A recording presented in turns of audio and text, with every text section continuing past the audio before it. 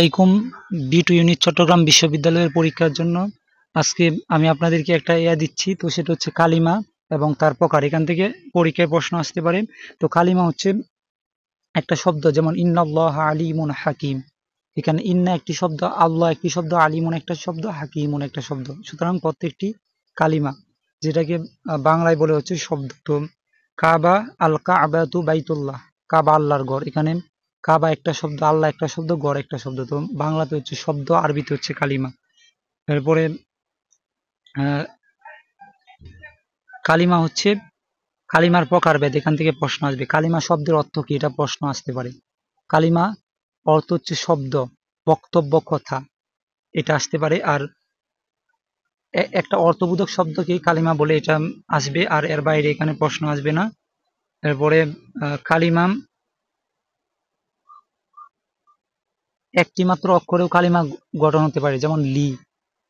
তারপরে হাল, এটাও অক্ষর, তবে কালিমা হচ্ছে 3 প্রকার। এটা অনেক গুরুত্বপূর্ণ। কালিমা হচ্ছে 3 প্রকার। ইসিম অর্থ হচ্ছে বিশেষ্য, ফেল অর্থ হচ্ছে ক্রিয়া, হরফ অর্থ হচ্ছে অব্যয়।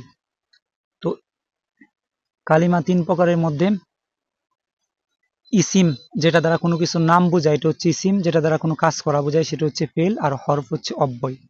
তো এখন এটাই, মানে পরীক্ষার মধ্যে প্রশ্ন আসবে কালিমা কত প্রকার, কালিমা শব্দের অর্থ কি, এটা প্রশ্ন আসতে পারে। তো এটা আমি জানিয়ে দিলাম। এরপরে ইসিম হচ্ছে কোনো কিছুর নাম। আচ্ছা, এরপরে ইসিমের আলামত সমূহ, এখান থেকে প্রশ্ন হতে পারে। কোনো কিছুর নাম হওয়া, যেমন কলামুন কলম, খালিদুন খালেদ। এরপরে তানবিন যুক্ত হবে, যেমন সালামুন নাহারুন লাইলুন। তানবিন মানে 2 জবর 2 জের 2 পেশ। এরপরে শব্দের প্রথমে আলিফ লাম যুক্ত হবে, এটাও ইয়া।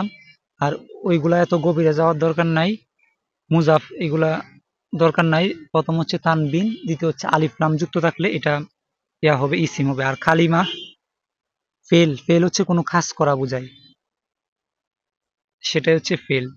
তো ফেল গুলো চেনার নিয়ম, যদি ফেল আর হরফ চিনতে পারেন, তাহলে অন্য যেটা আছে এটা চিনতে পারবেন। তো ফেল হচ্ছে প্রথমে সিন যুক্ত হবে, যেমন সাউফা, তাআলামুনা, সায়ালামুনা। তারপরে শব্দের প্রথমে কদ যুক্ত হওয়া। তারপরে আমরের সিগা হওয়া, দাখলা অর্থ হলো প্রবেশ করা, ইয়াদখুলু উদখুল।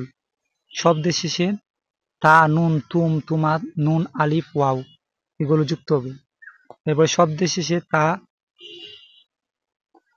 যুক্ত হবে, গুলতা যুক্ত হবে না। এরপরে হরফ, হরফ হচ্ছে মিন, আলা, এগুলো হচ্ছে হরফ।